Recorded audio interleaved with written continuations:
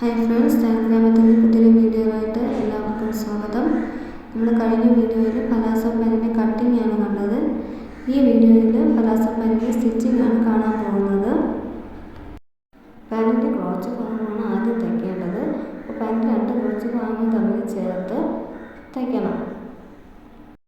ക്രോച്ചുകൾ ചേർത്ത് തയ്ച്ചതിന് ശേഷം കാലിൻ്റെ താഴ്ഭാഗം മടക്കിയെടുക്കണം. രണ്ട് കാലുകളുടെയും താഴ്ഭാഗം മടക്കിയെടുക്കണം. അതിനുശേഷം രണ്ട് കാലുകളും ചേർത്ത് തയ്ച്ചെടുക്കണം. പാൻറ്റിൻ്റെ കാല് ചേർത്ത് തയ്ച്ചതിന് ശേഷം പാൻറ്റിൻ്റെ മുകൾ ഭാഗത്ത്, അതായത് ബെൽറ്റ് ഭാഗത്ത് 2 ഇഞ്ച് വീതിയിൽ ഇലാസ്റ്റിക് ഇടുന്നതിന് വേണ്ടി മടക്കിയെടുക്കണം. വീഡിയോയിൽ കാണുന്നത് പോലെ 2 ഇഞ്ച് വീതിയിൽ മടക്കിയെടുക്കുക.